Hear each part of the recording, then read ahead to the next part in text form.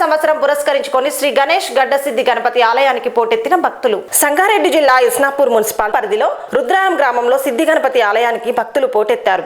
ఉదయం పంచామృత అభిషేకాలు, ప్రత్యేక పూజలు, గణపయ్యకు సింధూరంతో ప్రత్యేక అలంకరణ కావించి భక్తులకు దర్శన అవకాశం కల్పించారు. ఆలయ ఆవరణలో ప్రతి ఏడాదిలాగే ఈ సంవత్సరం కూడా హరిహరపుత్రుడు అయ్యప్ప స్వామి మహాపడిపూజ భక్తి శ్రద్ధలతో ఘనంగా నిర్వహించారు. సుమారు 50,000 మంది భక్తులు హాజరయ్యారు. నూతన సంవత్సరం పురస్కరించుకొని స్థానిక ఎమ్మెల్యే గూడెం మహిపాల్ రెడ్డి ఆలయానికి విచ్చేసి ప్రత్యేక పూజలు నిర్వహించారు. ఆలయ పాలక మండలి సభ్యులు, అర్చకులు పూర్ణ కుంభంతో స్వాగతం పలికారు. ఈ సందర్భంగా ఆయన మాట్లాడుతూ నియోజకవర్గ ప్రజలందరికీ ఆంగ్ల నూతన సంవత్సర శుభాకాంక్షలు తెలియజేశారు. ప్రజలందరూ ఆయువు, ఆరోగ్య, ఐశ్వర్యాలతో సుభిక్షంగా ఉండాలని భగవంతుని కోరినట్లు తెలిపారు. భగవంతుని దీవెనలతో నియోజకవర్గాన్ని గత 3 దఫాలుగా అభివృద్ధిలో ముందు వరుసలో ఉంచేందుకు తమ వంతు కృషి చేస్తామని తెలిపారు. ఇలాంటి అవాంఛనీయ ఘటనలు జరగకుండా పోలీసులు గట్టి బందోబస్తు ఏర్పాటు చేసి ట్రాఫిక్ ను ఎప్పటికప్పుడు క్లియర్ చేశారు.